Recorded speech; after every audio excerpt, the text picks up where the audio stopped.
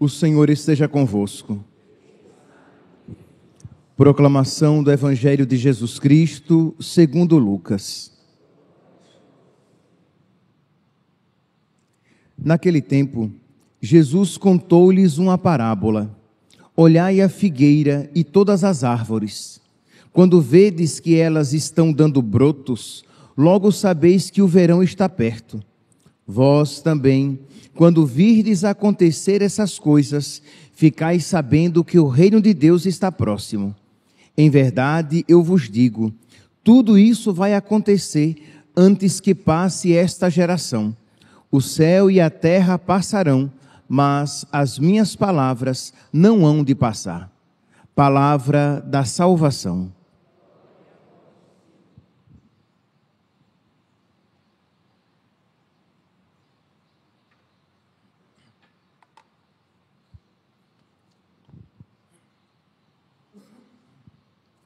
Caríssimos irmãos e irmãs, no Evangelho de hoje, retirado de São Lucas, capítulo 21, nós ouvimos aqui, no versículo 31, quando virdes acontecer essas coisas, ficais sabendo que o reino de Deus está perto.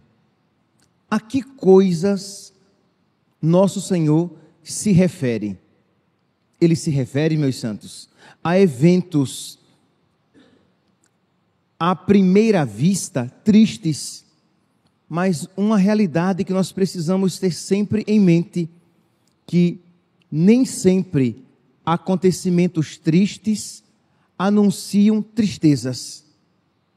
Pode parecer uma incompatibilidade, isto é, na nossa cabeça, acontecimentos tristes anunciam coisas tristes, mas para nós que temos fé, nós sabemos que acontecimentos, que realidades socialmente à primeira vista tristes podem anunciar grandes alegrias. Isso nós sabemos por fé. E é a respeito disso que o Evangelho de hoje nos fala, porque diz aqui: quando virdes acontecer essas coisas, ficais sabendo que o reino de Deus está perto. Ora, nós pedimos a vinda do reino de Deus todos os dias. Venha a nós o vosso reino, seja feita a vossa vontade, assim na terra como no céu. Mas a vinda do reino de Deus será precedida por acontecimentos tristes. Se vocês pegarem aqui o capítulo 21 de São Lucas, vocês vão ver a que acontecimentos ele se refere, porque ele diz assim: quando virdes acontecer estas coisas. Que coisas? A que acontecimentos ele está aqui se referindo? Vamos lá, peguemos o capítulo 21 de São Lucas, e iremos aqui encontrar: levantar-se-ão nação contra nação e reino contra reino. Haverá grandes terremotos por várias partes, fomes e pestes, e aparecerão fenômenos espantosos no céu. Mas antes que tudo isso aconteça, lançarão as mãos sobre vós e vos perseguirão, entregando-vos às sinagogas e aos cárceres, levando-vos à presença de reis e governadores por causa de mim. Não são acontecimentos agradáveis. Catástrofes, guerras e perseguição que acontecerão. Versículo 17: sereis odiados por todos por causa do meu nome. Entretanto, não se perderá um só cabelo da vossa cabeça. Isto é, mesmo com tudo isso acontecendo, o que é que não se perderá um só fio de cabelo da vossa cabeça? Isto é, Deus estará no comando. As coisas não estão acontecendo ao léu. As coisas não estarão acontecendo ao acaso. as coisas estarão acontecendo dentro da divina providência, dentro da providência de Deus. Ele tem o mundo em suas mãos. Ele é Senhor, Ele é Rei, Ele governa todos os acontecimentos. Nenhuma folha cai da árvore sem que haja o seu consentimento. Pois bem, nós continuemos aqui com os eventos trágicos, porque estes serão dias de castigo para que se cumpra tudo o que está escrito. Ai das mulheres naqueles dias que estiverem grávidas ou amamentando, pois grande ira virá contra o povo.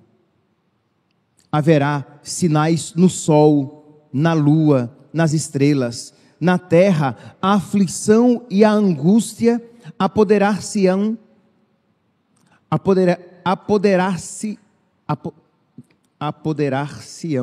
mesóclise, das nações pelo bramido do mar e das ondas.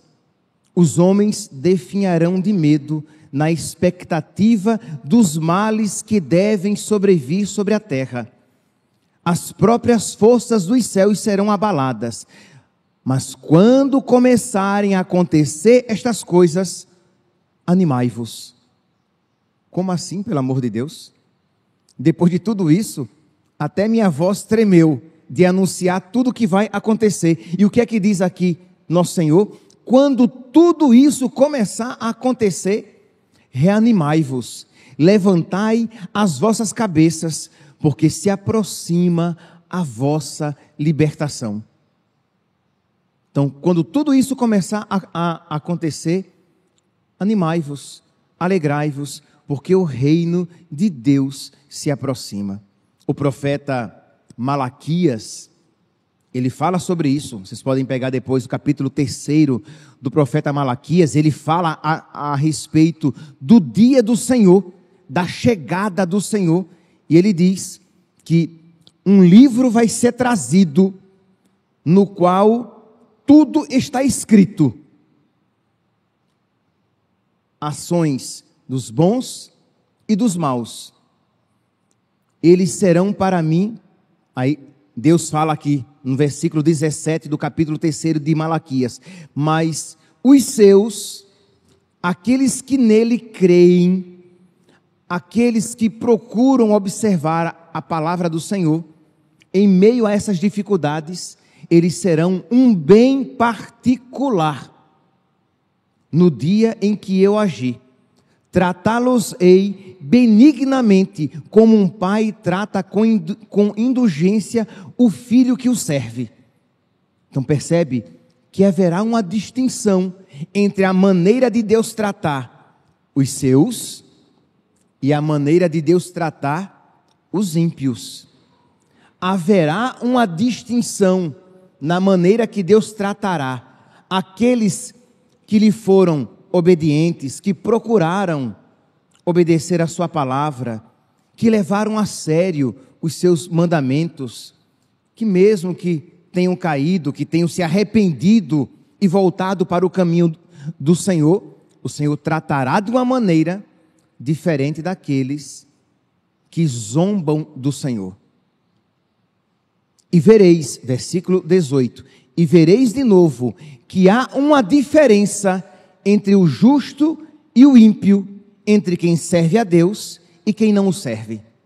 Que qual é a nossa experiência aqui neste mundo? Nós vemos muitas vezes os maus que prosperam e os bons, aqueles que creem, que sofrem.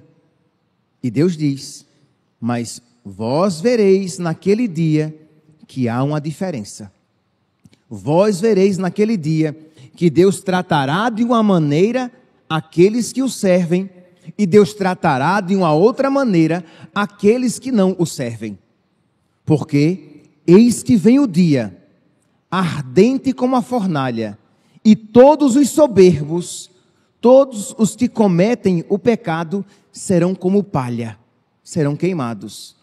Este dia que vai vir os queimará, diz o Senhor dos exércitos, e nada ficará, nem raiz, nem ramo. Será um fogo tão ardente que queimará até a raiz. Mas sobre vós, que temeis o meu nome, levantar-se-á o sol de justiça, que traz a salvação em seus raios. Então percebe aqui que haverá, que por ocasião da vinda do Senhor, haverá uma distinção. É por isso então que os cristãos, diante do anúncio de que Jesus viria, que o juízo aconteceria, é por isso que os cristãos diziam que: vinde, Senhor Jesus, vinde logo, Senhor Jesus. Por quê? Primeiro, porque eles sabiam que a figura desse mundo passa, e eles se alegravam, porque eles colocavam a sua esperança, eles punham a sua esperança naquele mundo que não passa. O problema é quando os cristãos colocam a sua esperança neste mundo. Então, quando a palavra de Deus fala que tudo vai ser queimado, que tudo passará, que a figura desse mundo é passageira, se você colocou a sua esperança nas posses, nos bens, na beleza, na saúde, no dinheiro, no poder e no prazer que este mundo pode provisoriamente conceder, o seu coração se frustra. Mas se a sua esperança está no Senhor, o seu coração se alegra. Então, é o primeiro motivo, digamos, de os cristãos se alegrarem com a vinda do Senhor e os que não creem terem medo. O segundo é que aqueles que levam a sério, que procuram de verdade observar a palavra do Senhor, eles se alegram. Por quê? Porque eles esperam a salvação. Eles estão de verdade desejando a vida eterna. Mas aqueles que zombam de Deus, a sua consciência lhes pesa, porque eles sabem que eles abandonaram, zombaram e não amaram o Senhor. Como é que eles podem a Deus esperar? Como é que eles podem querer estar com o Senhor por toda a eternidade, se não quiserem estar com o Senhor aqui neste mundo? Então, essa segunda diferença. Quem procurou viver na amizade com Deus neste mundo, se alegra com a sua vinda. Quem fez pouco caso de Deus neste mundo, se aterroriza com a perspectiva de se encontrar com aquele a quem eles durante toda a vida desprezaram. Existe um hino que nós rezamos durante este tempo, um hino antigo chamado Dies Irae, que ele fala sobre essa realidade do fim do mundo, da passagem deste mundo, do juízo final, quando os mortos se levantarem, isto é, os seus corpos se levantarem para receber o juízo de Deus. E é interessante que os cristãos sempre viram isso com muita alegria. Isto é, o Senhor virá para nos salvar. O Senhor virá para restaurar todas as coisas. Diz assim: dia de ira, aquele dia, será tudo cinza fria, diz Davi, diz a Sibila. Isto é, dizem as sagradas escrituras e dizem até os pagãos de que este mundo passará. É interessante que só o homem moderno, louco, tem a ilusão de que esse mundo será para sempre. Até os pagãos de antigamente sabiam que a figura deste mundo passa. Que temor será causado quando o juiz tiver chegado para tudo examinar. Correrão todos ao trono, quando em meio ao eterno sono a trombeta ressoar. As imagens são claras, né? São bem evocativas, são quase que plásticas. Nós podemos quase que tocar nessas imagens. Pois bem, Morte e mundo se espantam, criaturas se levantam e ao juiz responderão. Vai um livro ser trazido, no qual tudo está contido, onde o mundo está julgado. Quem é que não já ouviu uma expressão como essa, ou algo semelhante? Diante de Deus, nada está escondido. Pelo menos eu cresci ouvindo a minha mãe dizendo, nada há oculto que não seja depois revelado. Isto é, não há nada escondido. Um dia, tudo aquilo que eu fiz será julgado diante de Deus, porque há um livro no qual tudo está escrito. Quando Cristo se sentar, o escondido vai brilhar, nada vai ficar impune. Diante então dessa realidade de que as nossas vidas serão julgadas, os nossos atos serão julgados, não há como aqui, meus irmãos, mesmo os crentes, mesmo os que levam a sério a palavra de Deus, não há como não reconhecer que em mim há coisas culpáveis. Quem aqui, senão ela, a Virgem Maria, quem aqui pode dizer, em mim não há nada culpável, em mim não há mácula? Todos nós temos uns mais, outros menos, mas todos temos algo, alguma mácula, alguma mancha, algo reprovável. Os pagãos, sim, esses viraram as costas para Deus, mas mesmo nós sabemos que existem coisas reprováveis, coisas não agradáveis a Deus. Mas qual é a atitude do cristão diante desta certeza de que um livro vai ser trazido no qual tudo está escrito e o oculto vai brilhar? A atitude do cristão é da confiança na misericórdia de Deus. Misericórdia e piedade é o Senhor. É a confiança naquele que morreu por nós. Tanto sangue derramado, não há de ser em vão. Se Ele tanto me amou, no seu amor eu posso confiar. Então eu suplico a sua misericórdia, mas é uma súplica verdadeira, porque eu não brinquei de perder Deus durante esta vida. É verdade que existem coisas reprováveis em mim, mas contra elas eu lutei. Então em Deus eu posso esperar. Então é este agora o contexto do hino. O hino agora começa a expressar esta profunda confiança em Deus. Eu tão pobre, que farei? Que patrono chamarei? Nem o justo está seguro. Nem aqui, o mais santinho, na boca do Padre. A mais santinha está segura. Deixa eu dar um passo além. Nem os santos, porque no fundo, todos eles foram objeto de misericórdia, foram agraciados, eles cantam a bondade de Deus, porque sem Deus, eles nada poderiam fazer daquilo que eles fizeram. Então tudo foi obra da graça de Deus. Então, eu tão pobre, que farei? Que patrono chamarei? Nem o justo está seguro. Rei tremendo em majestade, que salvais só por piedade, me salvai, fonte da graça.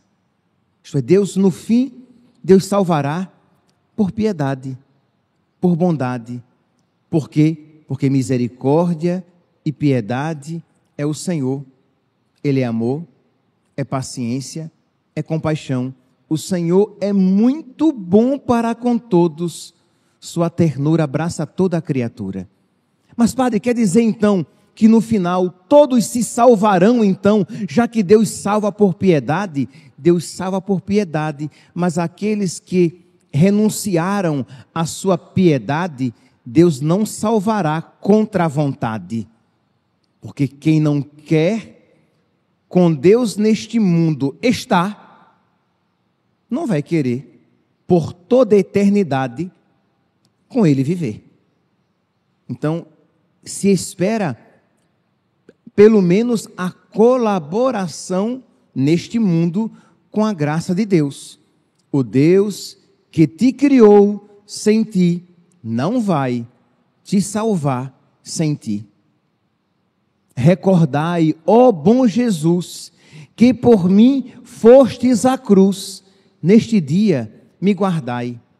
A buscar-me vos cansastes. Pela cruz me resgatastes. Tanta dor não seja vã. Senhor, que o teu sacrifício não seja vão. Que o teu sangue não seja derramado em vão por causa de mim.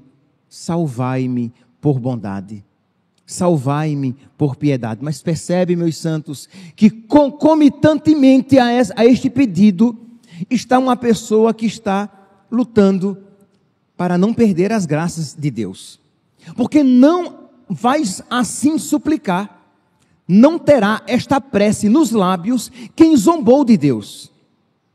Não vai suplicar piedade e misericórdia e confiança na misericórdia de Deus quem fez pouco caso de Deus durante a sua vida. Então a condição da possibilidade de suplicarmos misericórdia a Deus no juízo é que nós estejamos de verdade levando a sério a Deus nesta vida. Por isso peçamos a Deus um coração reto. Peçamos a Deus um coração que de verdade o tema perdê-lo, tenha medo de perder a salvação. Peça a Deus um coração que sinta por não amá-lo como ele deve ser amado. Que você, pelo menos à sua maneira, mas que você, como São Francisco, você chore pelo amor não ser amado. E você diga, não é justo que Deus não seja amado, que Deus não seja amado por mim. Que na minha vida não haja uma manifestação verdadeira de um amor sincero e radical por Deus. Ele que me amou com tanta radicalidade. Ajuda-me, Senhor. Eu quero te amar. Ora, este que assim vive, no dia do juízo, isso suplicará. Mas quem assim não vive, não terá a confiança necessária para suplicar a Deus, para se colocar com toda a confiança diante de Deus no dia do juízo. Juiz justo no castigo, sede bom para comigo, perdoai-me nesse dia. Pela culpa se enrubesce o meu rosto. Isto é, quando aquele livro for trazido, no qual tudo está contido, e o escondido for revelado, o meu rosto vai se enrubecer, porque eu verei que eu estive muito aquém de Deus. Pela culpa se enrubesce o meu rosto. Ouvi a prece, e poupai-me, justo Deus. A Maria perdoando, Maria Madalena, a Maria perdoando, e ao ladrão na cruz salvando, vós me destes esperança. Assim como ele teve piedade da prostituta, assim como ele teve piedade do ladrão, o Senhor há de ter piedade de mim. A Maria perdoando e ao ladrão na cruz salvando, vós me destes esperança. Meu pedido não é digno. Eu tenho consciência, Senhor, que eu não mereço o que eu estou pedindo. Meu pedido não é digno, mas, Senhor, vós sois benigno. Não me queime o fogo eterno. No rebanho, dai-me abrigo. Arrancai-me do inimigo. Colocai-me à vossa destra, à vossa direita. Quando forem os malditos, para o fogo eterno aflitos, entre os vossos, acolhei-me. De um espírito contrito, escutai, Senhor, o grito, tomai conta do meu fim. Lacrimoso aquele dia, choroso aquele dia, em que em meio à cinza fria, levantar-se o homem réu. Libertai-o, Deus do céu, bom pastor, Jesus piedoso, dai-lhe prêmio, paz, repouso. Vós, ó Deus de majestade, vivo esplendor da Trindade, entre os eleitos nos contai. Peçamos, meus santos, então, neste finalzinho de ano litúrgico que nos faz recordar o final da nossa vida e o final do mundo, que nós levemos a Deus a sério nesta vida, para que possamos contar com a sua misericórdia, piedade e bondade no nosso encontro definitivo com o justo juiz. Louvado seja nosso Senhor Jesus Cristo, para sempre seja louvado.